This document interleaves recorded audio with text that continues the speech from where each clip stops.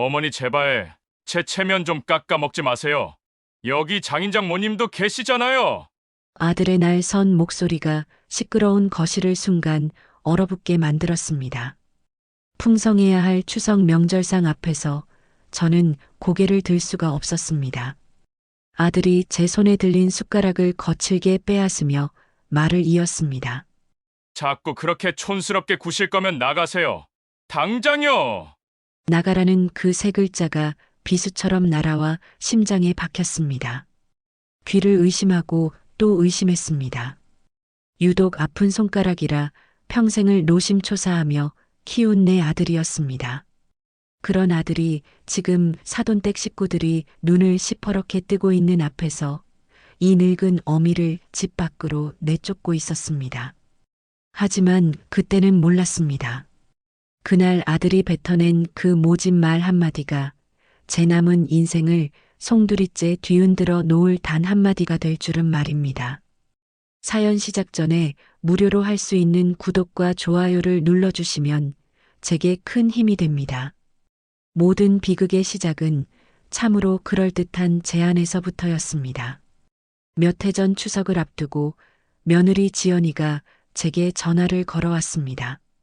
어머님, 이번 명절에 저희 집으로 오셔서 같이 보내시는 건 어떠세요? 저희 친정 엄마도 오시기로 했거든요. 저는 순간 당황했습니다. 원래 명절이란 시댁에 먼저 와서 차례를 지내고 그 후에 친정에 가는 것이 순서 아니던가요? 그런데 사돈과 시어머니가 한 집에 모여 명절을 샌다니 들어본 적도 없는 이야기였습니다. 새아가, 그게 무슨 말이냐? 사부인께서 니네 집으로 오시면 어떡해? 네가 거기로 가야지. 제 말에 며느리는 능숙하게 대답했습니다. 에이, 어머님. 요즘 세상에 그런 게 어디 있어요. 어머님도 아버님 돌아가시고 혼자 계셔서 적적하시잖아요. 저희 엄마도 아빠가 해외 출장 가셔서 오래 혼자 계시거든요. 딸도 저 하나뿐이라 외로우실 텐데 이럴 때 그냥 저희 집에서 다 같이 모여 북적하게 보내면 좋죠. 안 그러세요? 듣고 보니 틀린 말은 아니었습니다. 남편과 사별한 지 벌써 30년, 아들 민수를 출가시키고 나니 횡한 집을 저 혼자 지켜야 했습니다. 하나 있는 딸은 호주 사람과 결혼해 시드니에 사니 명절에 얼굴 보기는 하늘의 별 따기였습니다. 사돈댁 역시 판사 며느리가 외동딸이라 사부인도 명절이면 외롭기는 매한가지일 터였습니다. 며느리의 제안은 양가 어른을 모두 배려하는 참으로 기특하고 합리적인 생각처럼 들렸습니다. 무엇보다 아들 얼굴이라도 더 볼 수 있다는 생각에 저는 마지못해 고개를 끄덕였습니다. 그렇게 시작된 합동 명절은 올해로 세 번째였습니다. 하지만 그럴듯한 명분 뒤에 숨겨진 진실을 깨닫는 데는 그리 오랜 시간이 걸리지 않았습니다. 그 자리는 결코 평등한 자리가 아니었습니다. 그곳에서 저는 시어머니가 아니라 며느리 친정 식구들의 명절 준비를 돕는 외부인, 혹은 있으나 마나한 병풍 같은 존재일 뿐이었습니다. 추석을 앞둔 수요일, 저는 어김없이 아들네 집으로 향했습니다. 새벽부터 일어나 끓인 육수와 정성껏 다듬은 나물들, 직접 짠 고소한 들기름까지 바리바리 싸들었습니다. 하지만 현관문을 열어준 며느리는 제 손에 들린 보따리를 보고 탐탁지 않은 표정을 지었습니다.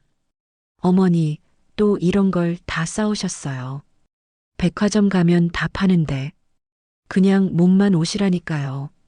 서운한 마음이 들었지만 애써 감췄습니다. 부엌에 들어서자 이미 안주인처럼 자리를 잡고 있는 사부인이 저를 흘깃 쳐다봤습니다. 사부인, 이제 오셨네. 우리는 벌써 동그랑땡 반죽 다 끝냈는데. 죄송합니다, 사부인. 버스가 늦게 와서요. 저는 죄인처럼 고개를 숙이고 부엌 한편에 자리를 잡았습니다. 그날부터 저는 꼬박 이틀간 부엌대기가 되어야 했습니다. 사부인은 소파에 앉아 며느리와 이야기꽃을 피우며 제게 이래라 저래라 지시만 내렸습니다. 사부인, 튀김 기름 온도 좀 봐주세요. 사부인, 갈비찜 간이 싱거운 것 같네요. 저는 묵묵히 그들의 지시를 따랐습니다. 아들 민수는 퇴근하고 돌아와 제게는 눈길 한 번 주지 않고 장모에게 달려가 어깨를 주물러 주었습니다. 그 모습을 보고 있자니 제가 평생을 바쳐 키운 아들이 아니라 사돈댁에 들인 대릴 사위 같다는 생각마저 들었습니다. 밤이 되면 저는 장롱이 먼지 쌓인 곳에서 낡은 종이 상자를 꺼내보곤 했습니다. 20해가 넘도록 시장 좌판에서 채소를 팔고 식당에서 설거지를 하며 번 쌈짓돈을 모아 사들인 땅 문서들이 담긴 상자였습니다. 남편이 남긴 얼마 안 되는 보험금과 제 피 같은 돈을 합쳐 아들 몰래 사둔 충청도 시골의 쓸모없는 딴들. 언젠가 아들에게 짐이 되지 않고 내 마지막 자존심을 지킬 비빌 언덕이 되어주리라 믿었던 저만의 비밀이었습니다. 누렇게 바랜 종이 쪼가리들을 가만히 쓸어보면 텅 비었던 마음이 조금은 채워지는 것 같았습니다. 이 상자만큼은 아들도 며느리도 그 누구도 모르는 나만의 성이었습니다. 그리고 모든 비극이 터져버린 추석 당일 아침, 저는 새벽같이 일어나 마지막 차례상 준비를 했습니다. 어젯밤 늦게까지 준비한 음식들을 정성껏 상에 올렸습니다. 잠시 후 며느리와 사부인은 곱게 한복을 차려입고 나타나 거실 소파에 자리를 잡았습니다. 저는 부엌과 거실을 오가며 마지막 상차림으로 분주했습니다. 차례가 끝나고 드디어 식사 시간이 되었습니다. 온 가족이 거실에 둘러앉아 웃음꽃을 피웠습니다. 하지만 그 웃음 속에 제 자리는 없었습니다. 저는 그저 묵묵히 사람들의 빈 그릇을 채워주고 떨어진 음식을 나르기 바빴습니다. 그때 바깥사돈이 점잖게 입을 열었습니다. 원래는 사업 때문에 해외 출장이 잦아 명절에는 얼굴 보기 힘들었는데 올해는 마침 시간이 되어 온 가족이 함께 명절을 보내게 된 것이었습니다. 사부인께서는 어디 사신다고 하셨죠? 네, 사돈어른. 강북의 작은 아파트에서 혼자 삽니다. 제가 어색하게 대답하는 순간 며느리 지연이가 기다렸다는 듯이 끼어들었습니다. 어머니, 그 아파트 언제까지 그러고 사실 거예요? 이제 연세도 있으신데 민수 씨 명의로 넘기고 저희랑 같이 사시든지 해야죠. 그래야 저희도 마음이 편하죠. 갑작스러운 며느리의 말에 심장이 쿵 내려앉았습니다. 남편이 제게 남겨준 재산이자 제 인생의 마지막 보루인 아파트였습니다. 그걸 아들 명의로 넘기라니요. 저는 더 이상 참지 않기로 했습니다. 저는 며느리를 똑바로 쳐다보며 그동안 제 마음속에만 담아두었던 말을 꺼냈습니다. 새아가, 내가 내게 해준 게 얼만데 이제는 내 마지막 집까지 탐을 내는 것이냐? 내가 내게 보태준 돈이며 손주 학원비만 모았어도 이만한 아파트 한 채는 더 샀을 게다. 제 반격에 거실의 분위기가 싸늘하게 식었습니다. 며느리의 얼굴은 하얗게 질렸고 바깥사돈의 표정은 노골적으로 불쾌하게 변했습니다. 바로 그 순간이었습니다. 가만히 듣고 있던 아들 민수가 제 말을 끊으며 벌떡 일어섰습니다. 그의 얼굴은 분노로 시뻘겋게 달아올라 있었습니다. 어머니, 지금 제정신이세요? 장인, 장모님 앞에서 지금 무슨 망신을 주시는 겁니까? 내가 틀린 말 했느냐? 내 처가에 돈 들어가는 건 아깝지 않고 이 어미가 가진 마지막 집 한 채는 그렇게 아까워서 뺏어가야 속이 시원하겠느냐는 말이다. 제 쏘아붙이는 말에 아들의 이성이 완전히 끊어져 버렸습니다. 어머니, 제발 제 체면 좀 깎아먹지 마세요. 여기 장인, 장모님도 계시잖아요. 시끄럽던 거실이 순간 찬물을 끼얹은 듯 조용해졌습니다. 모든 사람의 시선이 제게로 향했습니다. 저는 쥐구멍이라도 숨고 싶은 심정이었습니다. 아들은 제 손에 들린 숟가락을 거칠게 빼앗으며 말을 이었습니다. 자꾸 그렇게 촌스럽게 구실 거면 나가세요. 당장요. 나가라는 그 세 글자가 비수처럼 날아와 심장에 박혔습니다. 귀를 의심하고 또 의심했습니다. 숟가락을 놓친 손이 덜덜 떨렸습니다. 눈앞이 캄캄해지고 숨이 턱 막혔습니다. 쿵! 둔탁한 소리와 함께 현관문이 닫혔습니다. 그 소리는 마치 제 72년 인생의 마지막 장을 닫아버리는 소리처럼 귓속에서 오랫동안 아프게 울렸습니다.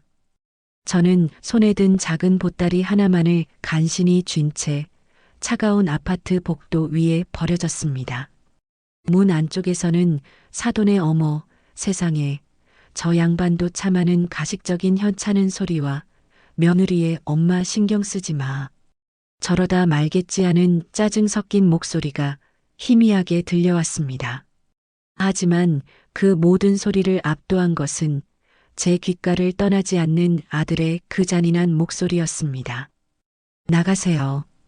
당장요. 차라리 다른 사람들이 제게 돌을 던졌다면 덜 비참했을까요? 하지만 바깥 사돈도 안사돈도 심지어 며느리마저도 아들의 그 폭언 앞에 약속이라도 한 듯 침묵했습니다. 그들의 침묵이야말로 내 아들의 행동에 대한 완벽한 동의이자 제게 내려진 사회적 사망 선고와도 같았습니다. 아들은 가장 앞에서 칼을 휘둘렀고 나머지 모두는 그 피를 닦아줄 준비를 하는 공범자들이었습니다. 엘리베이터 버튼을 누를 힘조차 없었습니다. 저는 벽에 등을 기댄 채 그대로 주저앉았습니다. 무릎에 얼굴을 묻자 그제야 참았던 눈물이 뜨겁게 터져나왔습니다. 어깨가 들썩일 정도로 울음이 터져나왔지만 소리내어 울 수도 없었습니다. 혹여나 이웃이라도 마주칠까, 혹여나 문 안의 아들 내외에게 제 울음소리가 들릴까 두려웠습니다. 이 나이가 되도록 저는 여전히 남의 눈치를 보고 아들을 걱정하고 있었습니다. 평생을 그렇게 살아왔기 때문입니다. 얼마나 그렇게 앉아 있었을까. 복도 어딘가에서 나는 아이의 천진난만한 발소리에 저는 화들짝 놀라며 몸을 일으켰습니다. 퉁퉁 부은 눈을 손등으로 급히 훔치고 아무렇지 않은 척 휘청거리며 엘리베이터에 몸을 실었습니다. 1층에 내려 아파트 단지를 빠져나오는 내내 저는 고개를 들지 못했습니다. 화목한 명절날 가족에게서 쫓겨난 늙은 어미의 행색을 누구에게도 보이고 싶지 않았습니다. 추석이라 텅 빈 거리에는 낙엽만이 바람에 뒹굴고 있었습니다. 집집마다 새어나오는 불빛과 아이들의 웃음소리가 오늘따라 유난히 제 가슴을 날카롭게 후벼 팠습니다. 저 불빛 아래 누군가는 부모님께 용돈을 드리고 누군가는 자식의 재롱에 웃음 짓고 있을 터였습니다. 그러나 제게는 돌아갈 집도 기다려줄 가족도 없었습니다. 정신을 차려보니 저는 어느새 제 집이 있는 낡은 아파트 단지 앞에 우두커니 서 있었습니다. 하지만 차마 안으로 들어갈 수가 없었습니다. 불 꺼진 아파트는 텅 비고 굶주린 제 마음처럼 흉물스럽게만 느껴졌습니다. 남편과 사별하고 자식들을 모두 출가시킨 뒤 저 혼자 외롭게 지켜온 작은 성. 그곳은 제게 유일한 안식처였지만 이제는 아들이 던진 그 모진 말 때문에 돌아가고 싶지 않은 상처의 공간이 되어버렸습니다. 그 아파트 명의나 넘기고 나가세요. 아들의 목소리가 환청처럼 귓가를 맴돌아 숨이 턱 막혔습니다. 눈을 감자 아득한 과거의 기억들이 흑백 사진처럼 떠올랐습니다. 제 인생이 송두리째 흔들리기 시작한 것은 지금으로부터 30년 전이었습니다. 공사장에서 불의의 사고로 남편이 세상을 떠났을 때 아들 민수는 막 교복을 입기 시작한 15살 소년이었습니다. 이미 20살을 넘겨 자기 앞가림을 하던 딸아이와는 달리 어린 아들은 온전히 제가 감당해야 할 몫이었습니다. 하늘이 무너지는 것 같았지만 저는 주저앉을 시간이 없었습니다. 딸아이는 곧 좋은 사람을 만나 호주로 시집을 갔고 횡한 집에는 저와 민수 둘만 남았습니다. 그때부터 제 인생의 무게중심은 온전히 아들에게로 쏠렸습니다. 행여나 아비 없는 자식이라고 기죽을까 매일 아침 교복을 빳빳하게 다려 입혔고 한창 먹성 좋을 나이에 배고플까봐 없는 살림에도 도시락 반찬만큼은 푸짐하게 싸주었습니다. 제 손톱 밑에는 늘 흙대가 끼어 있었지만 민수의 손톱은 언제나 단정하게 깎아주었습니다. 제 옷은 늘 시장에서 얻어온 낡은 옷이었지만 민수에게는 철마다 메이커 운동화를 사신겼습니다. 딸에게 못해준 모든 보상 심리가 제게 남은 유일한 희망인 아들에게로 향했던 것인지도 모릅니다. 그렇게 애지중지 키운 아들이 명문대를 졸업하고 대기업에 취직하고 어여쁜 판사 며느리까지 얻었을 때 저는 세상을 다 얻은 것 같았습니다. 제가 못 배우고 가난하게 산 모든 한을 아들이 한꺼번에 풀어주는 것만 같았습니다. 그래서 더 열심히 일했습니다. 아들네 신혼집 대출금을 갚는데 한 푼이라도 보태주려고 하나뿐인 손주 영어 유치원비라도 대주려고 허리가 휘도록 남의 집 청소를 했습니다. 제 통장에 찍히는 돈은 제 것이 아니었습니다. 모두 아들 가족을 위한 것이었습니다. 그런데 그 모든 희생의 대가가 고작 이것이라니. 체면 깎아먹지 마라, 촌스럽게 굴지 마라, 그리고 나가라는 말뿐이라니. 억울함에 심장이 터질 것 같았습니다. 베개가 축축하게 젖어 들어가는 것도 모른 채 저는 소리 없는 오열을 삼키며 낯선 사람들 틈에서 비참한 명절 밤을 뜬 눈으로 지새워야 했습니다. 다음 날 아침 퉁퉁 부은 눈으로 찜질방을 나섰습니다. 멍하니 휴대폰을 켜보니 아들에게서 부재중 전화가 여러 통 와 있었습니다. 혹시나 정말 아주 작은 부스러기 같은 기대감에 심장이 철렁 내려앉았습니다. 어제 일은 술김에 한 실수였다고, 잘못했다고, 이 어미에게 용서를 빌려는 전화일지도 모른다고 생각했습니다. 저는 떨리는 손으로 아들에게 전화를 걸었습니다. 여보세요. 수화기 너머로 들려오는 아들의 목소리는 감정 한 점 섞이지 않은 무미건조한 쇳소리 같았습니다. 어머니, 어디세요? 어젯밤에 집에 안 들어오셨던데. 아들의 목소리에는 걱정이나 미안함은 조금도 묻어있지 않았습니다. 그저 사실을 확인하려는 사무적인 말투였습니다. 찜질방에서 잤다. 아니, 왜 거기서 주무세요? 제가 어제 한 말 때문에 그러세요? 어머니도 참 애들처럼 왜 그러세요? 아들의 말에 마지막 남은 기대마저 산산조각이 났습니다. 아들은 자신의 잘못을 전혀 뉘우치지 않고 있었습니다. 오히려 저를 쏙 좁고 유난스러운 늙은이로 몰아가고 있었습니다. 제가 어제 장모님도 계시고 해서 좀 흥분해서 말이 심했던 건 맞아요. 하지만 어머니도 잘못하셨잖아요. 사돈댁 앞에서 그렇게 제 얼굴에 먹칠을 하시면 어떡해요? 그리고 그 아파트 어차피 나중에 저한테 물려주실 거잖아요. 그냥 미리 좀 주시면 안 되는 거였냐고요. 기가 막히고 코가 막혔습니다. 아들의 관심은 오로지 제 아파트뿐이었습니다. 제 마음의 상처 따위는 안중에도 없었습니다. 됐다. 이제 그만 끊자. 더 이상 아들과 말을 섞고 싶지 않았습니다. 제 목소리가 차갑게 가라앉자 아들도 짜증이 폭발한 듯 쏘아붙였습니다. 어머니, 정말 이렇게 나오실 거예요? 좋아요. 마음대로 하세요. 대신 이제 저희 집에 오실 생각도 마시고 저한테 연락할 생각도 마세요. 저도 더 이상 어머니 자식 안 합니다. 뚜뚜뚜. 전화가 매정하게 끊겼습니다. 아들은 제게 일방적으로 절연을 선언했습니다. 심장이 쿵 하고 아득한 나락으로 떨어지는 기분이었습니다.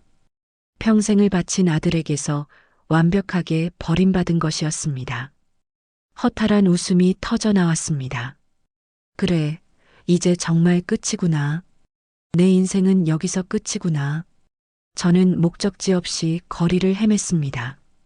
발길이 닿는 대로 걷다 보니 어느새 제 집 근처에 있는 단골 부동산 앞에 다다랐습니다.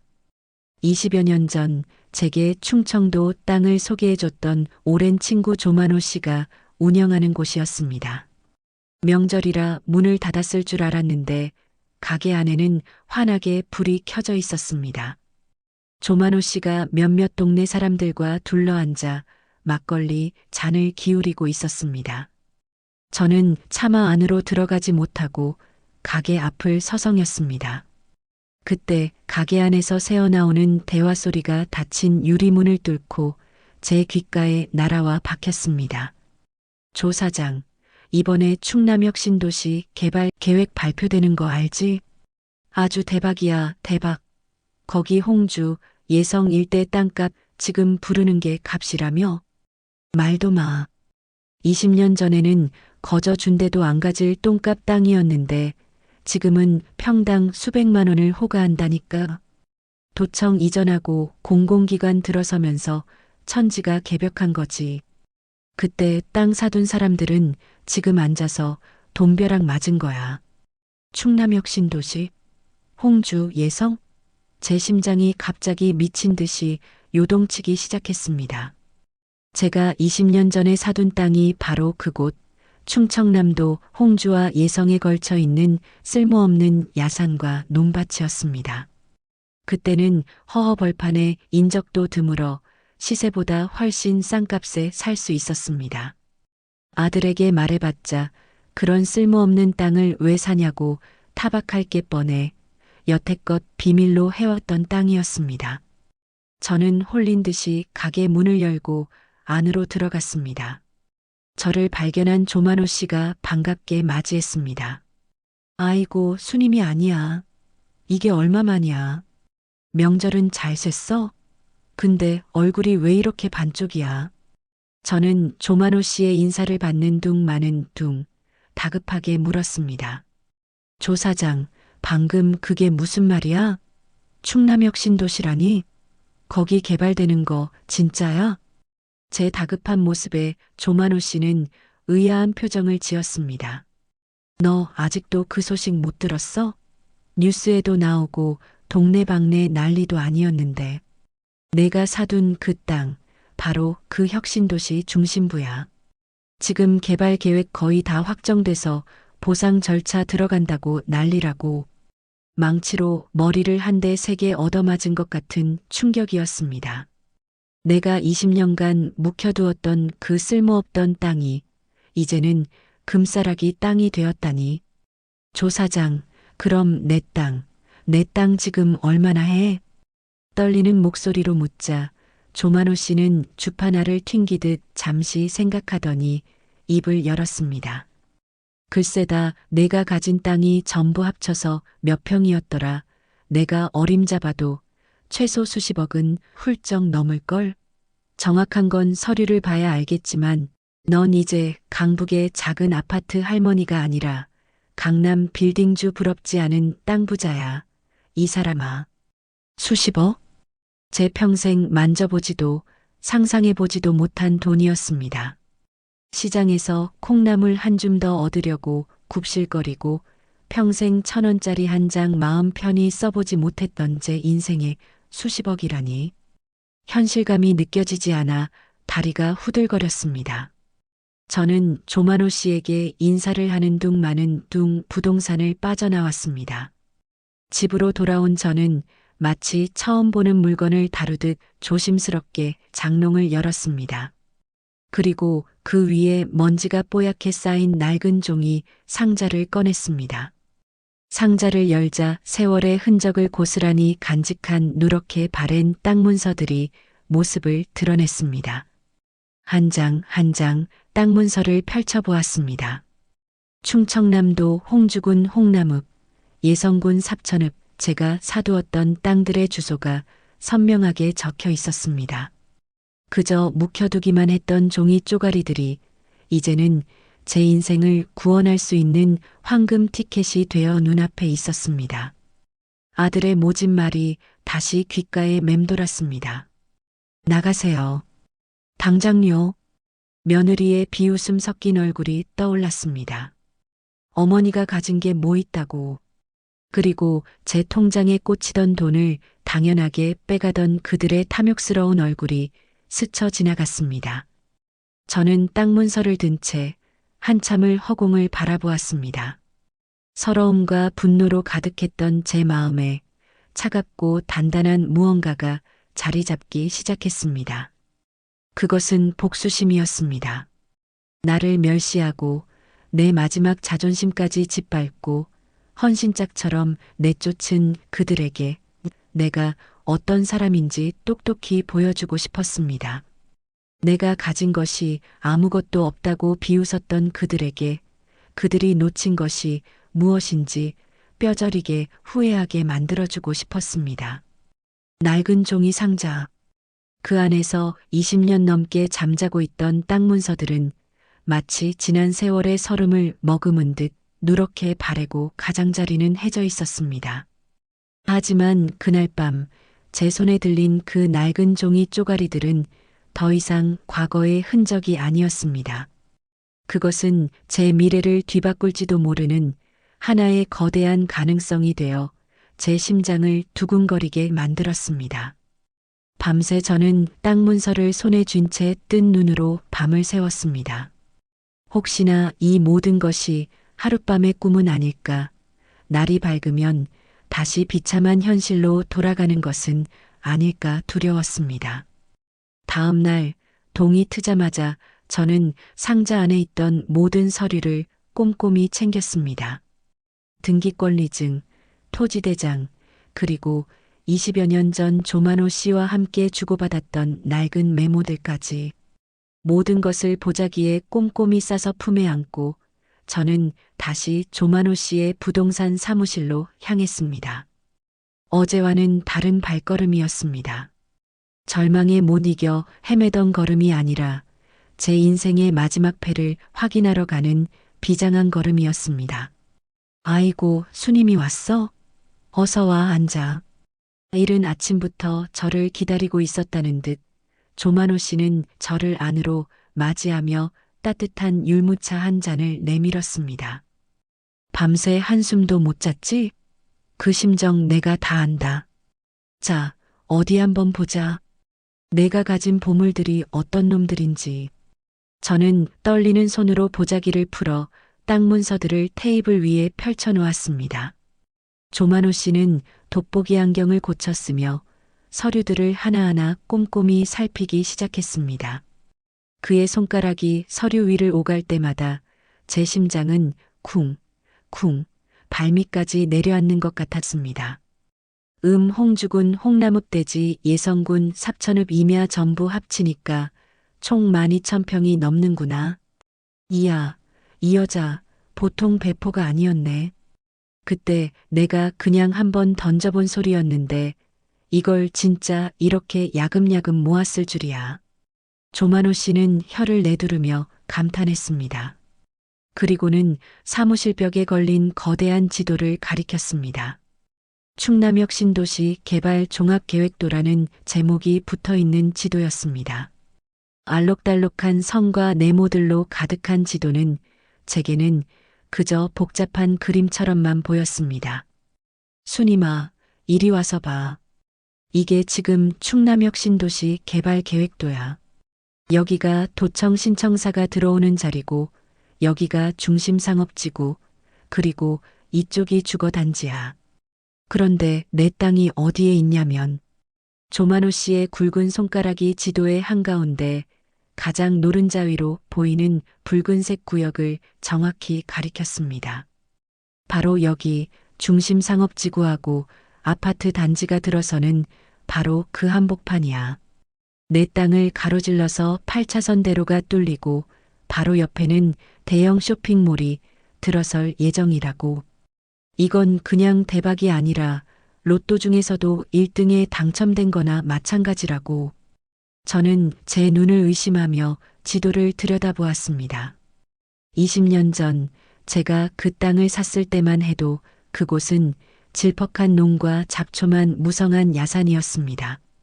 비가 오면 발이 푹푹 빠지고 여름이면 뱀이 나온다고 동네 사람들조차 접근을 꺼리던 쓸모없는 땅이었습니다. 그런데 그 땅이 이제 신도시의 심장부가 된다니.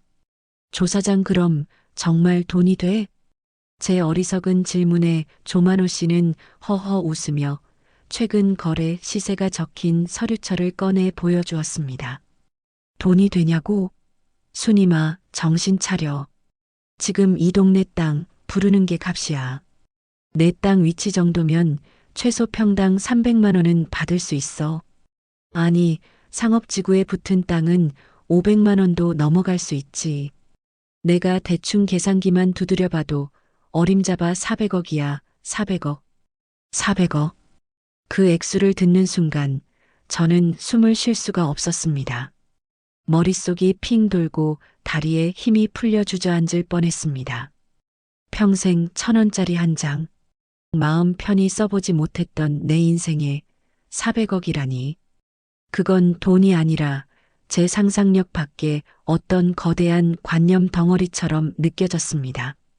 그 순간 문득 몇 년 전 아들 민수와 나눴던 대화가 떠올랐습니다.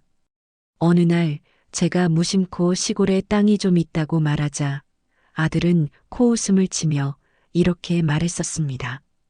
어머니, 요즘 세상에 그런 시골 땅이 돈이 돼요? 쳐다보는 사람도 없어요.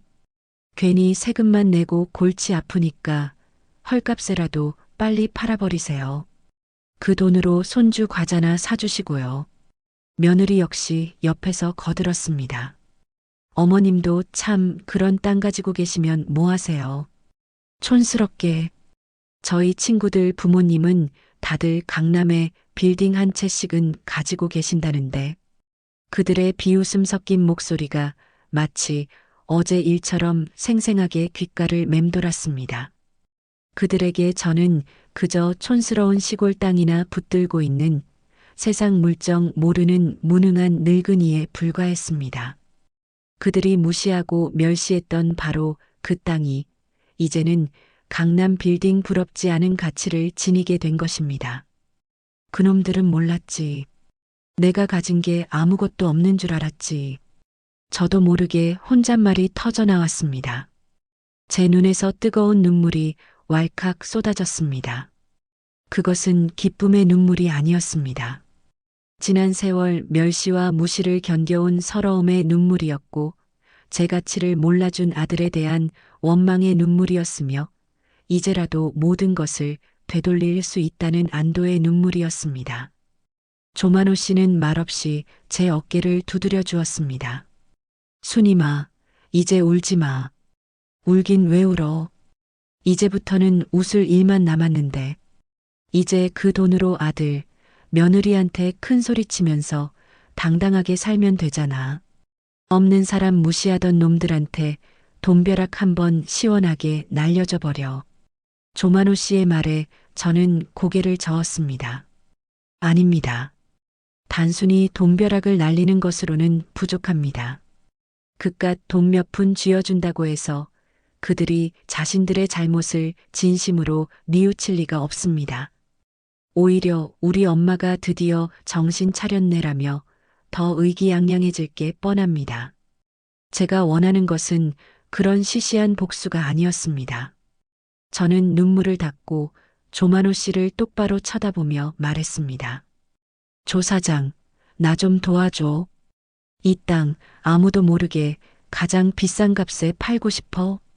그리고 그 돈, 내가 어떻게 쓸지는 그때 가서 내가 결정할 거야. 제 눈빛에서 이전과는 다른 단호함을 읽었는지 조만호 씨는 말없이 고개를 끄덕였습니다. 알겠다, 순이마. 내가 원하는 대로 해줄게. 일단 이 동네 최고의 세무사랑 변호사부터 알아보자. 이런 큰돈이 오가는 일은 처음부터 전문가 도움을 받아야 뒤탈이 없는 법이야.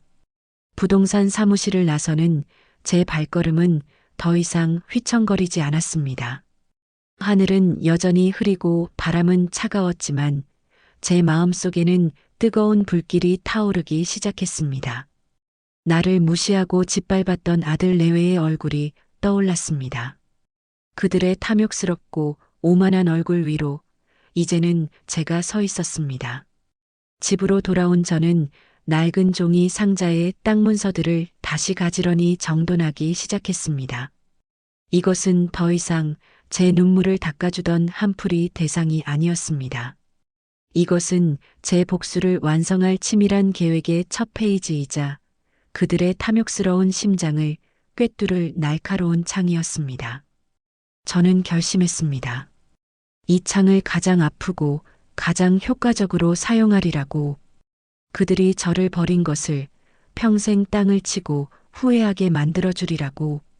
이제 주사위는 던져졌습니다. 그래서 제 모든 재산을 아들이 아닌 다른 곳에 넘겨도 법적으로 아무 문제가 없다는 말씀이시지요? 제 목소리는 저 자신이 듣기에도 놀라울 정도로 차분하고 단단했습니다. 며칠 전 아들의 고함 소리에 가슴을 졸이며 눈물 찢던 늙고 나약한 박수님은 더 이상 그곳에 없었습니다. 제 앞에는 조만호 씨가 이 분야 최고라며 소개해준 부동산 전문 변호사 한지혁이라는 젊은이가 앉아 있었습니다. 그는 제 손에 들린 낡은 땅 문서들과 제 얼굴을 번갈아 보며 흥미로운 사건 파일을 검토하는 듯한 표정을 짓고 있었습니다. 물론입니다, 어머님. 대한민국 법은 어머님의 사유재산권을 완벽하게 보장합니다. 어머님께서 온전한 정신 상태에서 내리신 결정이라는 것만 명확하다면 그 재산을 아들에게 주든 사회에 환원하든 심지어 불태워 없애든 그 누구도 법적으로 이의를 제기할 수 없습니다. 한 변호사의 명쾌한 대답에 저는 마지막 남은 한 가닥 불안감마저 사라지는 것을 느꼈습니다. 조만호 씨의 부동산 사무실에서 제 땅의 가치를 확인한 그날 이후 제 머릿속은 오직 한 가지 생각으로 가득 차 있었습니다. 어떻게 하면 내 아들 박민수에게 가장 아프고 완벽하게 복수할 수 있을까? 어떻게 하면 나를 헌신짝처럼 내버린 대가를 뼈저리게 치르게 할 수 있을까? 한 변호사는 제 마음을 꿰뚫어 보기라도 한 듯 몇 가지 중요한 점들을 짚어주었습니다. 어머님, 이런 경우 자녀분들이 나중에 어머니가 노망이 들어서 혹은 누군가의 꼬임에 넘어가서 재산을 멋대로 처분했다며 성년후견인 지정 신청이나 재산 처분 무효 소송을 제기할 가능성이 매우 높습니다. 그걸 막기 위해서는 지금부터 모든 절차를 철저하게 법의 테두리 안에서 완벽한 기록을 남기며 진행해야 합니다. 한지혁 변호사는 제가 알아듣기 쉽게 앞으로 해야 할 일을 3가지로 딱 정리해 주었습니다. 첫째, 가지고 있는 땅과 집을 가장 좋은 값에 가장 빨리 팔아 현금으로 바꾸는 것. 둘째, 그 과정에서 나라에 내야 하는 세금을 최대한 줄이는 방법을 찾는 것. 그리고 마지막 셋째, 가장 중요한 것으로 그 큰 돈을 아들 마음대로 할 수 없도록 오직 제 뜻대로만 쓸 수 있게 법적으로 안전장치를 완벽하게 만들어두는 것이었습니다. 쉽게 말씀드려 어머님 재산을 박수님이라는 이름의 금고가 아니라 희망재단이라는 이름의 새로운 금고로 옮겨두는 겁니다. 그리고 그 금고의 열쇠는 어머님과 제가 함께 관리하는 거죠. 그렇게 되면 아드님은 더 이상 그 금고에 대해 이래라 저래라 할 수 있는 권리가 아예 사라져버립니다. 그럼 아들이 나중에 법대로 자기 몫을 달라고 소송을 걸 수도 있지 않습니까? 물론 그럴 수 있습니다. 법적으로 자식에게는 최소한 떼어주게 되어 있는 몫이 있으니까요. 하지만 금고의 주인이 이미 바뀌었기 때문에 그 소송은 달걀로 바위를 치는 격이 될 겁니다. 아드님이 얻을 수 있는 것보다 소송 비용으로 잃는 게 훨씬 더 많게 만들어버리는 거죠. 사실상 포기하게 만드는 겁니다. 제가 그렇게 만들어 드리겠습니다. 한 변호사의 설명을 듣는 동안 제 복수의 그림은 점점 더 선명하고 구체적으로 변해갔습니다. 단순히 아들에게 돈 한 푼 안 주는 소극적인 복수가 아니었습니다. 법이라는 가장 강력한 무기를 이용해 아들이 내 재산에 대해 가질 수 있는 일말의 기대와 권리마저 원천적으로 차단해버리는 것. 그것이 바로 제가 원하던 완벽한 복수였습니다. 변호사님, 그렇게 해주십시오. 제 아들 박민수에게는 단 한 푼도 먼지 한 톨도 남기고 싶지 않습니다. 법이 허락하는 한 제가 가진 모든 것을 동원해서 그 아이의 기대를 완벽하게 부숴버리고 싶습니다. 제 단호한 말에 한 변호사의 입가에 희미한 미소가 번졌습니다. 알겠습니다, 어머님. 뜻대로 될 수 있도록 제가 가진 모든 법률 지식을 동원해 완벽한 계획을 세워드리겠습니다. 지금부터는 아무 걱정 마시고 저만 믿고 따라오시면 됩니다. 든든한 지원군을 얻은 기분이었습니다. 변호사 사무실을 나오는 제 발걸음은 날아갈 듯 가벼웠습니다. 하늘은 여전히 잿빛이었지만 제 눈에 비친 세상은 총천연색으로 빛나는 것만 같았습니다. 그날 저녁 저는 난생 처음으로 저 자신을 위해 돈을 썼습니다. 백화점에 들어가 가장 좋은 옷가게로 향했습니다. 늘 아들 옷, 손주 옷만 사봤지 제 옷을 사본 것은 수십 년 만에 처음이었습니다. 점원의 의아한 시선에도 아랑곳하지 않고 저는 가장 화사하고 기품 있어 보이는 투피스를 골라 입었습니다. 값비싼 옷이 날개라는 말이 맞는지 거울 속에 비친 제 모습은 더 이상 초라한 늙은이가 아니었습니다. 낯설지만 꽤 근사해 보이는 한 여인이 서 있었습니다. 새 옷을 입고 고급 미용실에 들러 단정하게 머리까지 손질하고 나니 해가 저물고 있었습니다. 집으로 돌아가기 위해 버스 정류장으로 향하는데 주머니 속 휴대폰이 요란하게 울렸습니다. 발신자는 내 아들 민수였습니다. 며칠 만에 걸려온 전화였습니다. 저는 잠시 망설이다 이내 차분한 마음으로 전화를 받았습니다. 이젠 더 이상 아들의 전화에 가슴 졸일 필요가 없었으니까요. 여보세요. 어머니, 어디세요, 지금? 제가 몇 번이나 전화를 했는데 왜 안 받으세요? 수화기 넘어 아들의 목소리는 다급해 보였습니다. 하지만 그 안에는 걱정이 아닌 짜증이 섞여 있었습니다. 왜 전화했느냐? 제 차가운 목소리에 아들은 잠시 당황한 듯 말을 잇지 못했습니다. 아니 어머니, 아직도 화나셨어요? 제가 그날은 정말 죽을 죄를 지었습니다. 장모님 앞에서 제가 잠시 이성을 잃었나 봅니다. 제발 노여움 푸세요, 네. 가증스러운 목소리였습니다. 며칠 전 전화로 절연을 선언하던 그 목소리와는 완전히 다른 꼴바른 목소리. 저는 그 짧은 며칠 사이에 아들에게 무슨 심경의 변화가 있었는지 단번에 짐작할 수 있었습니다. 아마도 아파트 명의를 제 뜻대로 넘겨받기 위해서는 일단 고개를 숙이고 들어오는 편이 낫다고 판단했을 터였습니다. 지금 집 앞이다. 할 말 있으면 와라. 저는 짧게 대답하고 전화를 끊었습니다. 그리고는 아파트 현관 앞 벤치에 앉아 아들을 기다렸습니다. 잠시 후 아들의 고급 세단이 쏜살같이 달려와 벤치 앞에 멈춰 섰습니다. 차에서 내린 아들은 제 모습을 보고는 잠시 눈이 휘둥그레졌습니다. 늘 후줄근한 시장 옷만 입던 제가 머리부터 발끝까지 말끔하게 차려입고 있으니 놀랄 만도 했습니다.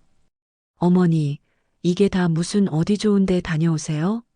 아들은 어색하게 웃으며 제 옆에 앉았습니다. 그리고는 품에서 작은 과일 바구니를 꺼내 제게 내밀었습니다. 어머니, 이거 좋아하시잖아요. 제가 잘못했습니다. 다신 안 그럴게요. 그러니 제발 화 푸시고 예전처럼 웃어주세요. 어머니가 그렇게 정색하고 계시니 제가 잠을 잘 수가 없어요. 아들은 제 손을 잡으며 애처로운 표정을 지었습니다. 하지만 그 눈빛 어디에도 진심 어린 뉘우침은 보이지 않았습니다. 그저 자신이 원하는 것을 얻기 위해 연기를 하는 삼류 배우의 눈빛. 그 눈빛 속에서 저는 오직 아파트와 돈에 대한 탐욕만을 읽을 수 있었습니다. 저는 아들의 손을 조용히 뿌리쳤습니다. 민수야. 네, 어머니. 말씀하세요. 너 내가 왜 화났는지 정말 모르는 거냐? 제 질문에 아들은 기다렸다는 듯 대답했습니다. 알죠, 어머니. 제가 사돈댁 앞에서 어머니께 큰 소리친 거, 그게 잘못이었죠. 제가 경솔했습니다. 다신 안 그럴게요. 그러니 이제 그만. 아니, 넌 틀렸다. 저는 아들의 말을 단호하게 끊었습니다. 내가 사돈댁 앞에서 내게 소리친 건 내 잘못의 전부가 아니야. 그건 내가 평생 나를 어떻게 생각해 왔는지를 보여준 아주 작은 일부일 뿐이지. 너는 평생 나를 내 체면을 깎아먹는 촌스러운 늙은이로 내 성공의 걸림돌이 되는 귀찮은 존재로 여겨왔다. 안 그러냐? 제 전곡을 찌르는 말에 아들의 얼굴이 하얗게 굳어졌습니다. 어머니, 그게 무슨 말씀이세요? 제가 어떻게 어머니를... 됐다. 더는 듣고 싶지 않구나. 내가 오늘 나를 찾아온 이유가 뭔지 나는 다 안다. 내 그 가증스러운 사과 뒤에 숨겨진 진짜 목적이 뭔지도. 하지만 민수야, 이제 소용없다. 저는 자리에서 일어났습니다. 더 이상 아들과 같은 공간에 앉아 있는 것조차 역겨웠습니다.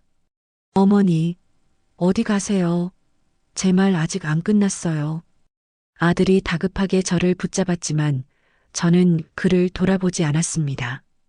대신 제 인생에서 가장 차갑고 단호한 목소리로 마지막 말을 던졌습니다.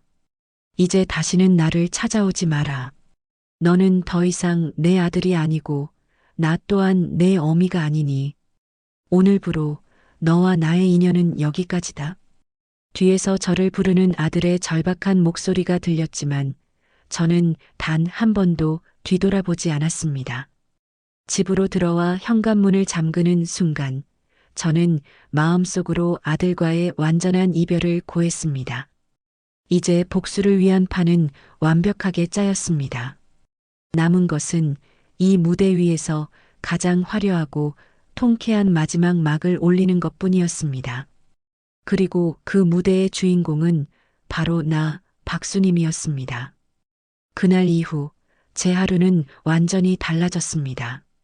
더 이상 새벽같이 일어나 아들네 집에 보낼 반찬을 만들거나 낡은 아파트 구석구석을 쓸고 닦으며 외로움을 달래지 않았습니다. 대신 저는 매일 아침 한지혁 변호사의 사무실로 출근하다시피 했습니다. 제 인생의 마지막이자 가장 중요한 사업을 시작한 셈이었습니다. 어머님, 이 서류에 서명하시면 지금부터 어머님 소유의 모든 부동산에 대해 처분금지 가처분 신청이 들어갑니다. 앞으로 어머님의 허락 없이는 그 누구도, 심지어 아드님이라도 이 재산을 담보로 대출을 받거나 매매할 수 없게 되는 법적 장치입니다. 한 변호사가 내민 서류 위에 저는 망설임 없이 제 이름 석자를 꾹꾹 눌러 썼습니다. 박수님, 평생 누군가의 아내, 누군가의 엄마로만 불리던 제 이름이 그 순간만큼은 수백억 자산을 지휘하는 총사령관의 서명처럼 느껴졌습니다. 한 변호사와 그의 팀은 일사불란하게 움직였습니다. 충청도 땅들을 가장 높은 값에 매각하기 위해 여러 부동산 업체와 접촉을 시작했고 동시에 막대한 세금을 줄이기 위한 절세 전략을 수립했습니다. 제 모든 재산을 사회에 환원하기 위한 박수님 희망재단 설립 준비도 차근차근 진행되었습니다. 저는 그 모든 과정을 묵묵히 지켜보며 필요한 서류에 도장을 찍고 서명을 했습니다. 평생 콩나물값 몇백 원에 벌벌 떨던 제가 이제는 수십억, 수백억이 오가는 계약서에 도장을 찍고 있었습니다. 어지럽고 꿈만 같았지만 이상하게 두렵지는 않았습니다. 오히려 제 손으로 내 인생의 운전대를 잡고 있다는 짜릿한 해방감마저 들었습니다. 변화는 아들에게서 먼저 찾아왔습니다. 저에게 절연을 선언하고 돌아간 지 일주일쯤 지났을까? 아침 일찍 현관문 초인종이 요란하게 울렸습니다. 문을 열자 거기에는 수척해진 얼굴의 아들 민수가 서 있었습니다. 그의 손에는 값비싼 한우 갈비 세트가 들려 있었습니다. 어머니, 저 왔어요. 아침 식사는 하셨어요? 저는 아무 말 없이 아들을 쏘아보았습니다. 다시는 찾아오지 말라는 제 말을 귓등으로 들은 모양이었습니다. 여긴 어쩐 일이냐? 제 차가운 목소리에 아들은 멋쩍게 웃으며 집 안으로 비집고 들어왔습니다. 어머니, 제가 지난번엔 정말 잘못했어요. 제가 제정신이 아니었나 봐요. 어머니 없이 지내보니 정말 죽을 것 같더라고요. 어머니, 제발 저 한 번만 용서해 주세요. 아들은 거실 바닥에 무릎까지 꿇으며 제게 애원했습니다. 하지만 저는 그 연극에 속아줄 만큼 어리숙하지 않았습니다. 아들의 눈동자는 불안하게 흔들리고 있었고 그 안에는 진심 어린 뉘우침이 아닌 무언가를 다급하게 찾으려는 초조함만이 가득했습니다. 저는 단번에 알아차렸습니다. 아들이 무언가 냄새를 맡았다는 것을. 아니나 다를까 그날 이후 아들의 효도는 눈물겨울 정도로 지극해졌습니다. 하루가 멀다 하고 찾아와서는 어머니 용돈 쓰세요라며 두툼한 돈 봉투를 내밀었고 주말이면 어머니 바람 쐬러 가시죠라며 비싼 레스토랑으로 저를 데려갔습니다. 며느리 지연이까지 합세했습니다. 평소에는 제 전화도 잘 받지 않던 아이가 이제는 하루에 3번씩 전화를 걸어 어머님, 식사는 하셨어요? 어디 불편한 데는 없으세요? 라며 살갑게 굴었습니다. 저는 그들의 가증스러운 연극을 묵묵히 받아주었습니다. 아들이 내미는 돈 봉투를 거절하지 않았고 며느리가 예약한 레스토랑에 가서 비싼 음식을 먹었습니다. 그들이 사주는 옷을 입고 그들이 권하는 영양제를 꼬박꼬박 챙겨 먹었습니다. 마치 아무것도 모르는 순진한 늙은이처럼 그들의 효도에 감격한 척 연기했습니다. 그러던 어느 날 아들이 저를 데리고 백화점 명품관으로 향했습니다. 어머니, 제가 가방 하나 사드릴게요. 그동안 고생만 하셨는데 이제 이런 것도 하나쯤 드셔야죠. 아들은 수백만 원을 호가하는 핸드백을 제게 안겨주었습니다. 평생 시장 바구니만 들고 다녔던 제게는 어울리지도 않는 물건이었습니다. 저는 가방을 만지작거리며 아들에게 무심한 척 물었습니다. 민수야, 갑자기 왜 이렇게 잘해주는 거냐? 무슨 꿍꿍이라도 있는 게냐? 제 말에 아들은 정색을 하며 손을 내저었습니다. 어머니, 무슨 그런 섭섭한 말씀을. 다 제가 불효자라 그렇죠. 이제라도 정신 차리고 어머니께 효도하고 싶은 제 진심입니다. 진심. 그 단어가 귓가에 박혀 웃음이 나올 뻔했습니다. 저는 아들의 진심이 어디에서 비롯되었는지 알고 있었습니다. 며칠 전 조만호 씨에게서 연락이 왔었습니다. 아들 민수가 부동산에 찾아와 혹시 우리 어머니 땅 좀 가지고 계신 게 있느냐고 넌지시 떠보았다는 것이었습니다. 충남역 신도시 개발 소문을 듣고 혹시나 하는 마음에 제 뒤를 캐기 시작한 것이었습니다. 저는 아들의 눈을 똑바로 쳐다보며 말했습니다. 그래, 내 진심이 그렇다면 어디 한번 믿어보마. 그리고는 아들이 사준 명품 가방을 어깨에 둘러매었습니다. 아들은 제 모습에 만족스러운 듯 환하게 웃었습니다. 그 웃음 뒤에 숨겨진 시커먼 탐욕을 저는 똑똑히 보고 있었습니다. 그날 이후 저는 아들 내외의 놀이에 적극적으로 동참하기 시작했습니다. 저는 일부러 그들 앞에서 한지혁 변호사와 통화했습니다. 아, 한 변호사님. 네네.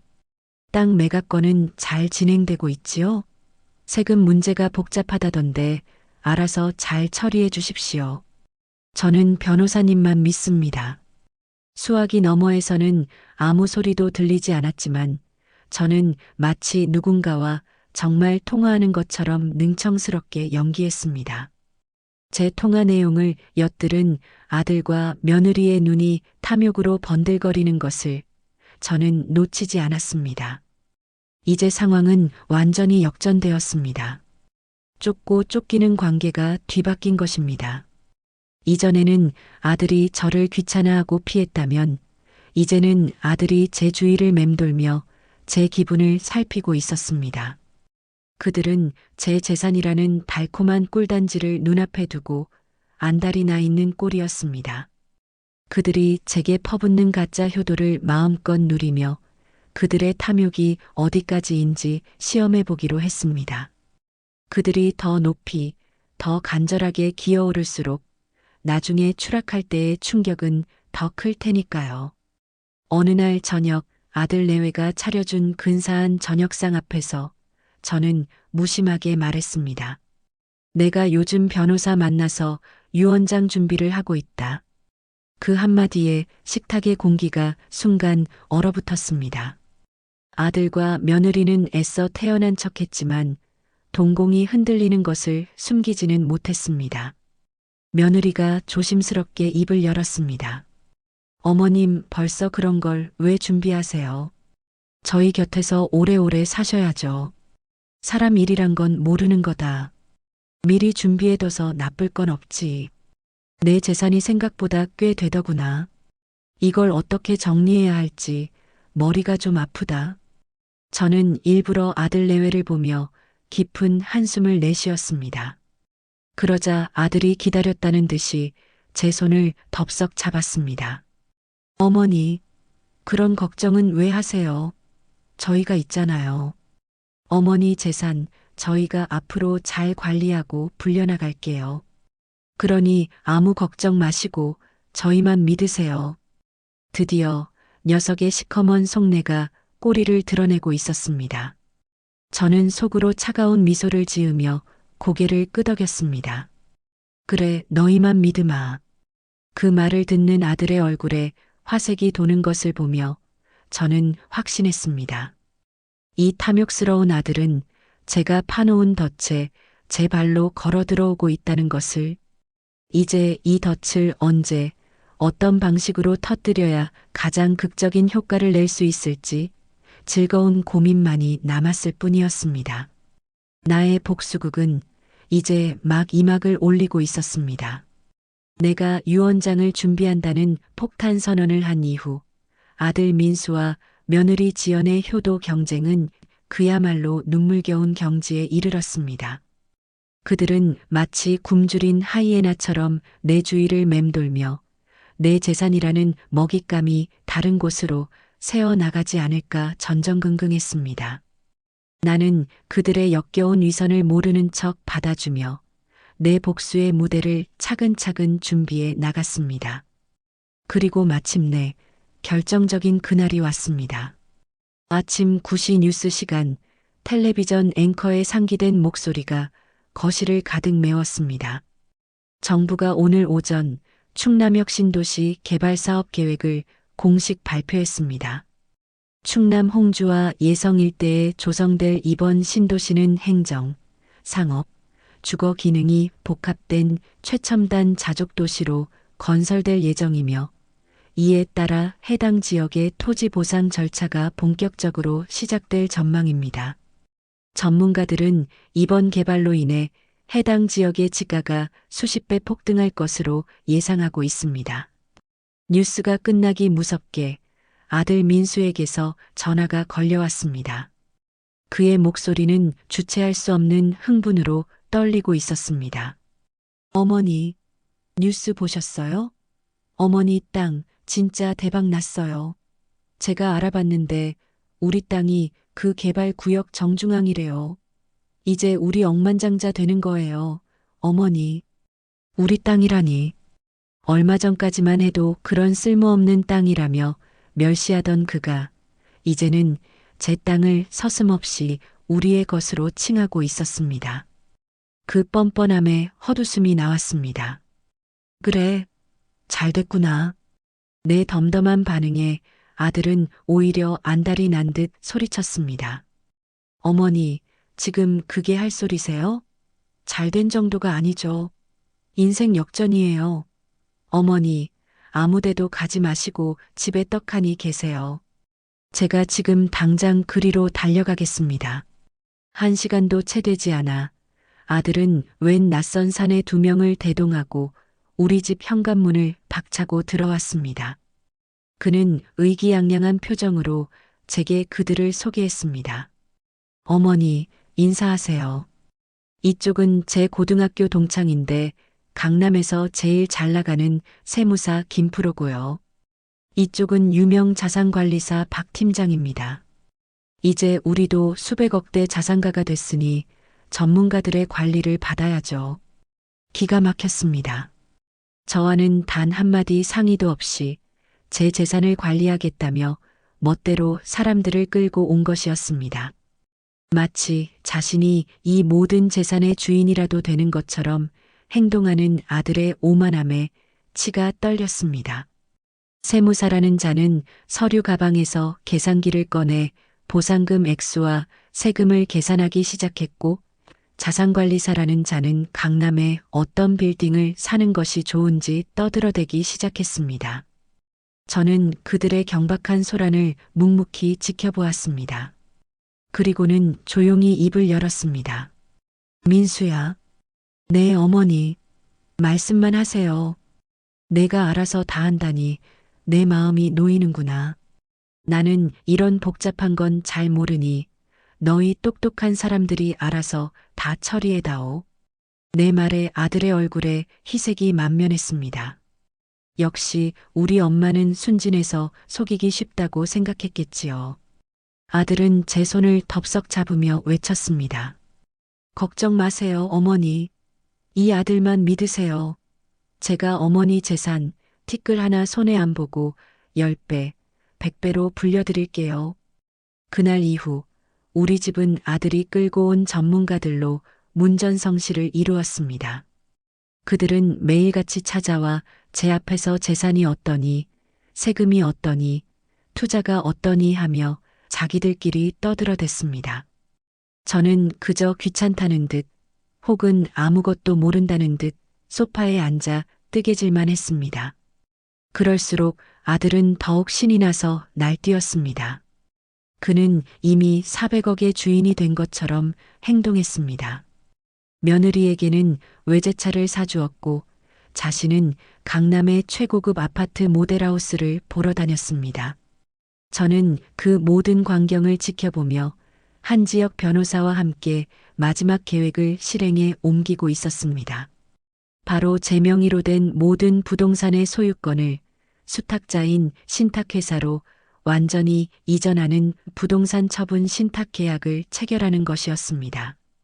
어머님, 이 계약서에 서명하시는 순간 법적으로 이 모든 부동산의 소유주는 어머님이 아니라 저희 법무법인과 연계된 대한신탁이 됩니다.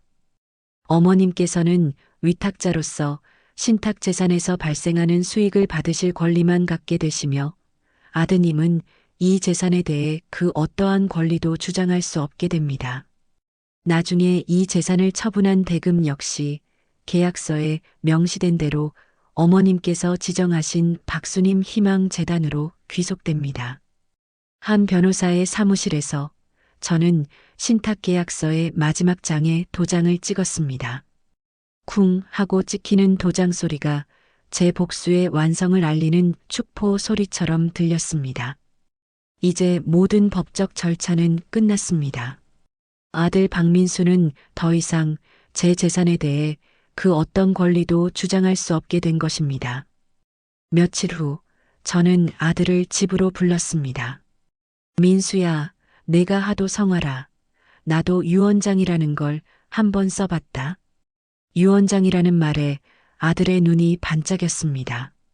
저는 서랍에서 한지혁 변호사가 미리 준비해준 가짜 유언장 봉투를 꺼내 아들에게 건넸습니다. 아들은 떨리는 손으로 봉투를 받아들었습니다.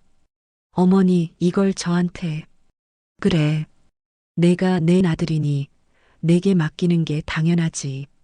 잘 가지고 있다가 내가 눈 감는 날 열어보거라. 아들은 감격에 겨운 표정으로 저를 끌어안았습니다. 어머니, 감사합니다. 정말 감사합니다. 제가 앞으로 평생 어머니께 효도하며 잘 모실게요. 아들의 품에 안겨 저는 등 뒤로 차가운 미소를 지었습니다. 불쌍한 내 아들. 지금 내가 끌어안고 있는 것은 수백억의 유산이 아니라 텅 빈 종이 쪼가리에 불과하다는 사실을 너는 까맣게 모르고 있겠지. 내가 그토록 탐내던 모든 것은 이미 내 손을 떠나 너와는 아무 상관없는 곳으로 흘러가고 있다는 사실을 말이다. 너는 이제 텅 빈 껍데기에 불과한 내 아파트를 담보로 대출을 받을 수도 없고 한 푼의 보상금도 구경하지 못할 것이다. 내가 데려온 그 유능하다는 전문가들도 서류를 떼어보는 순간 모든 사실을 알게 되겠지. 등기부등 본상의 소유주가 더 이상 박수님이 아니라는 사실을 말이다. 저는 제 어깨를 감싸 안은 아들의 등을 가만히 토닥여 주었습니다. 마치 곧 잡을 돼지의 목을 쓰다듬어주는 백정의 심정이 이런 것일까?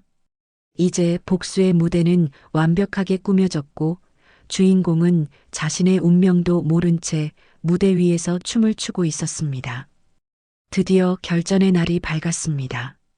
아침 햇살이 낡은 아파트 창문으로 쏟아져 들어오는 것을 보며 저는 지난 몇 달간의 시간을 떠올렸습니다. 추석날 아들에게서 버림받고 찜질방을 전전하던 비참한 늙은이, 그리고 이제 수백억의 재산을 무기로 아들의 탐욕스러운 심장을 겨누고 있는 복수의 화신. 그 간극이 아득하게 느껴졌지만 제 마음은 이상할 정도로 평온했습니다. 오늘 저는 이 길고 지긋지긋한 악연의 고리를 제 손으로 끊어낼 작정이었습니다. 저는 어제 아들 내외에게 전화를 걸어 저녁에 시내 최고급 한정식 집에서 만나자고 했습니다. 중요한 할 이야기가 있다는 제 말에 아들은 잔뜩 들뜬 목소리로 알겠다고 대답했습니다. 아마도 제가 드디어 유산을 분배하려는 것이라 생각했겠지요. 약속 시간이 되자 저는 한지혁 변호사와 함께 한정식 집의 가장 좋은 방으로 들어섰습니다. 얼마 후 한껏 멋을 낸 아들 민수와 며느리 지연이가 상기된 얼굴로 들어왔습니다. 저와 한 변호사를 보고는 잠시 당황하는 듯 했지만 이내 며느리가 특유의 가식적인 미소를 지으며 제 옆에 앉았습니다. 어머님, 좋은 곳으로 부르셨네요. 옆에 계신 분은 누구시죠? 내 법률 자문을 맡아주고 있는 한지혁 변호사다. 오늘 중요한 이야기를 해야 해서 모셨다. 변호사라는 말에 두 사람의 얼굴에 잠시 긴장감이 스쳤지만 아들은 이내 그것을 탐욕스러운 미소로 바꾸었습니다. 아마도 유산 상속 절차를 위해 제가 부른 것이라 지레짐작했을 것입니다. 아, 그러셨군요. 어머니께서도 이제 이런 법률 전문가의 도움이 필요하시죠. 잘 생각하셨습니다. 음식이 한상 가득 차려지고 어색한 식사가 시작되었습니다. 아들과 며느리는 안절부절 못하며 제 입만 쳐다보고 있었습니다. 저는 천천히 숟가락을 들어 탕 한 술을 뜨고 마지막으로 아들의 진심을 확인해 보기로 했습니다. 민수야. 네, 어머니. 말씀하세요. 만약에 말이다. 내가 가진 땅이 사실은 아무 값어치 없는 쓸모없는 땅이었다면 그래도 너는 지금처럼 내게 효도했을 것 같으냐? 제 돌발적인 질문에 아들과 며느리의 얼굴이 순간 굳어졌습니다. 아들은 잠시 머뭇거리다 이내 억지 미소를 지으며 대답했습니다. 어머니, 무슨 그런 섭섭한 말씀을 하세요. 저는 돈 때문에 어머니께 잘해드리는 게 아닙니다. 어머니는 제 유일한 어머니시잖아요. 어머니 재산이 많든 적든 저는 평생 어머니 아들입니다. 뻔뻔한 거짓말. 저는 그 말을 듣는 순간 마음속에 남아있던 한 가닥 미련마저 완전히 지워버렸습니다. 그래, 이제 정말 끝을 낼 시간이구나. 저는 숟가락을 조용히 내려놓고 한지혁 변호사를 향해 고개를 끄덕였습니다. 제 신호를 받은 한 변호사가 서류 가방에서 두툼한 서류 뭉치를 꺼내 테이블 위에 올려놓았습니다. 박민수 씨, 김지연 씨, 지금부터 제가 드리는 말씀을 잘 들으시기 바랍니다. 한 변호사의 차갑고 단호한 목소리에 두 사람의 얼굴에서 미소가 사라졌습니다. 현재 박수님 여사님 명의로 된 충남 홍주 및 예성 일대의 모든 토지와 현재 거주 중이신 강북 아파트의 소유권은 지난달 15일 자로 대한신탁에 전부 이전되었습니다. 이것은 그 신탁 계약서 원본입니다. 신탁이라는 말에 아들과 며느리는 서로의 얼굴만 쳐다볼 뿐 그 의미를 이해하지 못하는 듯 했습니다. 아들이 더듬거리며 물었습니다. 신탁이라니요? 그게 무슨 소립니까? 법적으로 설명드리자면 이제 그 모든 재산의 소유주는 박수님 여사님이 아니라 신탁회사라는 의미입니다. 따라서 박민수 씨를 포함한 그 누구도 해당 재산에 대해 어떠한 권리도 주장할 수 없게 되었습니다. 그제야 상황을 파악했는지 아들의 얼굴이 하얗게 질리기 시작했습니다. 말도 안 돼. 어머니, 이게 다 무슨 소리예요? 저랑 상의도 없이 어떻게 재산을 마음대로. 아들이 제게 소리치자 제가 조용히 입을 열었습니다. 내 재산을 내가 마음대로 처분하는데 왜 내 허락을 받아야 하는 것이냐? 제 차가운 목소리에 아들은 할 말을 잃은 듯 입만 뻐끔거렸습니다. 며느리 지연이가 날카로운 목소리로 소리쳤습니다. 어머님, 저희한테 어떻게 이러실 수 있어요? 저희가 그동안 어떻게 해드렸는데 민수 씨가 어머님 재산 관리해 드리려고 얼마나 애썼는지 아세요? 애썼지. 내 재산을 내 재산인 것처럼 착각하고 내 돈으로 외제차 사고 강남 아파트 보러 다니느라 참으로 애썼더구나.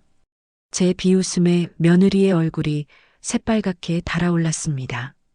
한 변호사가 마지막 쐐기를 박았습니다. 그리고 신탁계약에 따라 해당 부동산을 처분한 모든 대금은 박수님 희망재단 설립 기금으로 전액 사용될 예정입니다. 박수님 여사님께서는 평생 자신처럼 소외되고 가난한 노인들을 돕는데 모든 재산을 사용하기로 결정하셨습니다. 재단?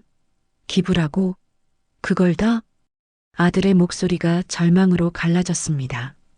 수백억의 유산이 한순간에 신기루처럼 사라져버렸다는 사실을 그는 이제야 깨달은 모양이었습니다.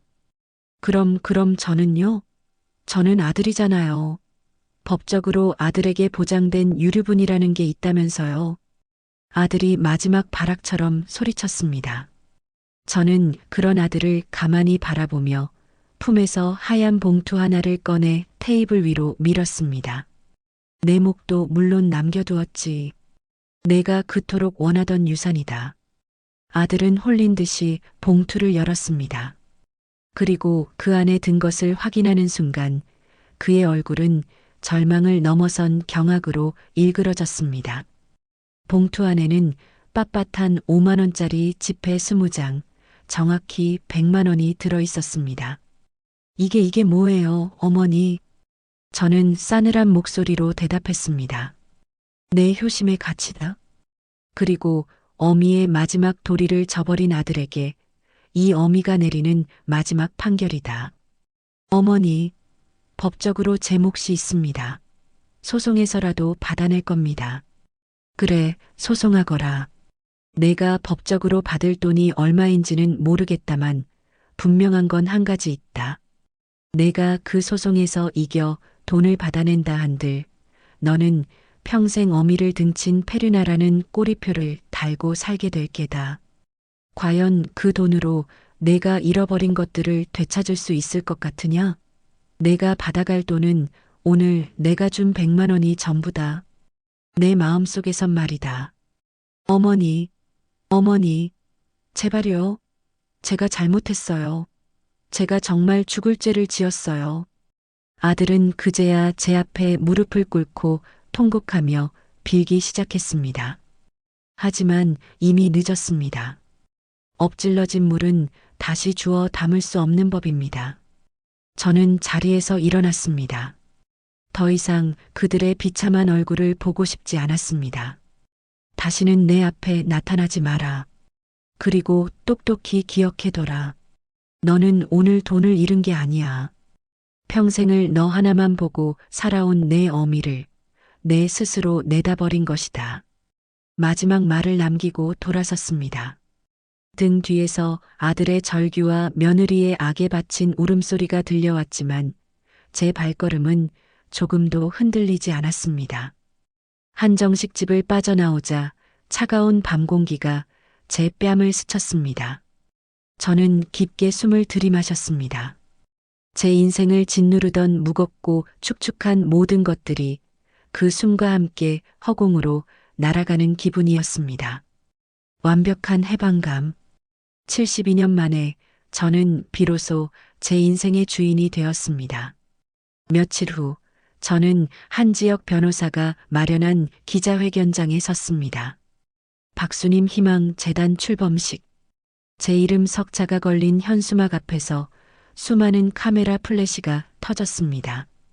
저는 평생 입어본 적 없는 고운 한복을 차려입고 마이크 앞에 섰습니다. 제 앞에는 한 변호사와 대한 신탁의 책임자, 그리고 제가 도울 소외된 노인들을 대표하는 분들이 앉아 있었습니다. 저는 평생 가난하게 살았습니다.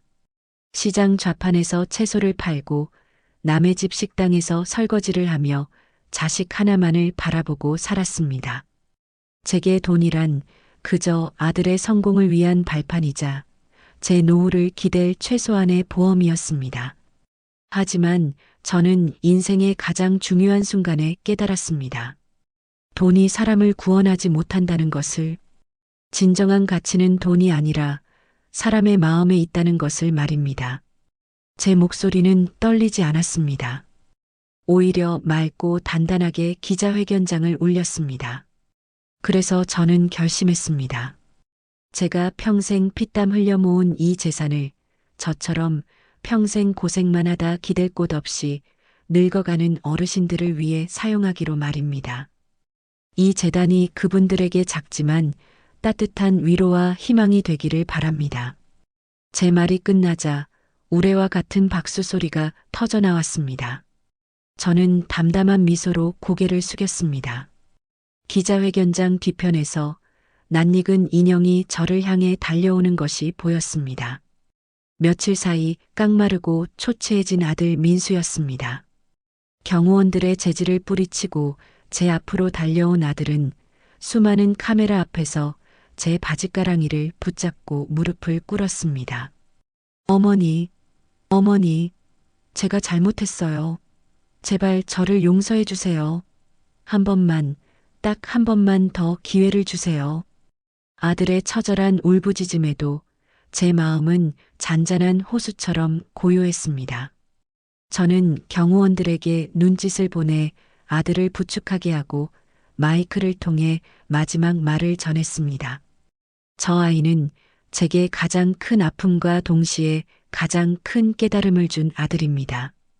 부디 저 아이가 돈보다 소중한 것이 무엇인지 이번 기회에 뼈저리게 배우게 되기를 바랄 뿐입니다. 그날 이후 저는 제 인생의 모든 것을 정리하기 시작했습니다. 가장 먼저 아들과의 추억이 깃든 낡은 아파트를 처분했습니다. 모든 짐을 정리하던 날, 저는 장롱 깊숙한 곳에서 낡은 사진첩 하나를 발견했습니다. 아들의 돌잔치 사진, 초등학교 입학식 사진, 그리고 대학교 졸업식 날 함께 찍은 사진까지. 한때는 제 전부였던 시간들이었습니다. 저는 그중 남편과 함께 갓난아기인 민수를 안고 환하게 웃고 있는 사진 한 장만을 조용히 제 주머니에 넣었습니다. 그리고 나머지 사진첩은 미련 없이 쓰레기통에 버렸습니다. 저는 한 변호사가 추천해준 도심의 최고급 실버타운에 입주했습니다. 그곳에는 저와 비슷한 사연을 가진 혹은 자신만의 인생 이막을 시작하려는 멋진 노인들이 많이 있었습니다. 저는 그곳에서 난생 처음으로 수영을 배우고 서예를 시작했습니다. 흙 묻은 호미 대신 부드러운 붓을 잡고 기름때 묻은 행주 대신 깨끗한 화선지를 마주하는 살. 낯설었지만 하루하루가 충만하고 행복했습니다. 박수님 희망재단의 이사장으로서 저는 매주 독거노인들을 위한 무료 급식소에서 봉사활동을 시작했습니다. 제 손으로 따뜻한 밥을 퍼주며 외로운 어르신들의 말벗이 되어드렸습니다. 그들의 주름진 손을 잡을 때마다 저는 제 과거의 모습을 보는 것 같아 가슴이 아리면서도 그들에게 작은 힘이라도 되어줄 수 있다는 사실에 감사했습니다. 한 달쯤 지났을까? 조만호 씨에게서 전화가 걸려왔습니다. 아들 민수에 대한 소식이었습니다. 순임아, 들었어? 민수 그놈 완전히 망했더라. 내 땅만 믿고 회사에 사표까지 냈는데 일이 이렇게 되니까 빚더미에 올라앉게 된 거야. 외제차도 뺏기고 강남 아파트 계약금도 날리고 며느리랑도 매일같이 싸우다가 결국 이혼 서류에 도장 찍었다더구나. 지금은 월세방을 전전하면서 막노동판을 나간다고 하던데. 수학이 넘어 조만호 씨의 목소리를 들으며 제 마음 한구석이 싸하게 아려왔습니다. 통쾌함보다는 씁쓸한 연민이 먼저 밀려왔습니다. 그래도 제 배 아파 낳은 자식인데 그 아이가 비참하게 무너졌다는 소식에 마음이 편치만은 않았습니다. 며칠 후 저는 수소문 끝에 아들이 일한다는 공사장을 찾아갔습니다. 멀리서 바라본 아들의 모습은 제가 알던 아들이 아니었습니다. 안전모 아래로 드러난 얼굴은 검게 그을리고 수척했으며 한때는 명품 옷만 입던 몸은 흙먼지 묻은 작업복에 감싸여 있었습니다. 아들은 힘겹게 시멘트 포대를 나르며 다른 인부의 호통에 고개를 숙이고 있었습니다. 그 모습을 차마 끝까지 지켜볼 수가 없어서 저는 조용히 발길을 돌렸습니다. 그날 밤 저는 주머니 속에 넣어두었던 낡은 사진을 꺼내보았습니다. 사진 속에서 갓난아기인 아들은 제 품에 안겨 세상 모르고 웃고 있었습니다. 그 순수했던 아이가 어쩌다 돈의 노예가 되어 저렇게 비참하게 망가져 버렸을까? 저는 사진을 가만히 쓸어보다 빈 깡통에 넣고 불을 붙였습니다. 사진은 순식간에 검은재가 되어 부서져 내렸습니다. 타오르는 불꽃 속에서 아들에 대한 마지막 남은 미련과 연민도 함께 타서 사라지는 것 같았습니다. 그래, 이걸로 정말 끝이다. 시간이 흘러 겨울이 왔습니다. 저는 실버타운 창가에 앉아 하얗게 내리는 눈을 바라보았습니다. 제 마음도 저 눈처럼 모든 감정의 찌꺼기들이 씻겨 내려가 맑고 평온해진 기분이었습니다. 추석날 아들이 제게 뱉어낸 그 모진 말 한마디는 제 인생을 송두리째 뒤흔들었습니다. 하지만 역설적이게도 그 말은 저를 묶어왔던 어머니라는 이름의 감옥에서 해방시켜준 열쇠가 되기도 했습니다. 저는 아들을 잃었지만 대신 박수님이라는 제 자신을 되찾았습니다. 여러분이라면 어떻게 하셨을까요? 평생을 바친 자식에게 버림받는다면 그 배신감과 절망을 어떻게 견뎌내시겠습니까? 저는 제 선택이 옳았다고 믿습니다. 이제 저는 더 이상 누군가의 엄마가 아닌 오롯이 나 자신으로서 제2의 인생을 살아가려 합니다. 저 하얀 눈이 녹고 새싹이 돋아나는 봄이 오면 저는 아마 세상에서 가장 행복한 노인이 되어 있을 겁니다. 그날 찢어졌던 제 인생이라는 편지는 이제 다시는 붙지 않을 것입니다. 그저 새로운 백지 위에 저만의 이야기를 새로 써내려갈 뿐입니다. 오늘 이야기는 한순간의 탐욕과 오만한 선택이 어떤 비극을 낳는지, 그리고 진정한 자신의 가치를 깨닫는 것이 어떻게 우리를 자유롭게 하는지를 보여주고 있습니다. 아들 민수처럼 우리는 때로 눈앞의 이익에 눈이 멀어 돌이킬 수 없는 말과 행동으로 가장 소중한 것을 잃어버리기도 합니다. 또 어머니 박수님처럼 평생을 헌신하고도 억울한 상처를 가슴에 품고 살아갈 수도 있지요. 하지만 중요한 건 그 후 우리가 어떤 선택을 하느냐입니다. 과거는 바꿀 수 없지만 남은 인생의 방향은 우리의 손에 달려 있으니까요. 어쩌면 여러분 주변에도 민수처럼 뒤늦은 후회를 하는 사람이 있을지 모릅니다. 혹은 여러분 자신이 골마버린 상처를 외면한 채 참고만 있지는 않으신가요? 용서만이 유일한 해답은 아닐지도 모릅니다. 때로는 내 자신을 온전히 지켜내는 것, 그리고 끊어낼 인연은 단호하게 끊어내는 것이 진정한 용기일 수 있습니다. 오늘 이야기가 여러분의 마음에 작은 울림과 위로가 되었기를 바랍니다. 앞으로도 여러분의 마음을 어루만져 드릴 깊이 있는 이야기로 찾아뵙겠습니다. 여러분의 하루가 따뜻한 위로로 가득하길 바랍니다. 채널 구독과 좋아요도 잊지 말고 부탁드립니다.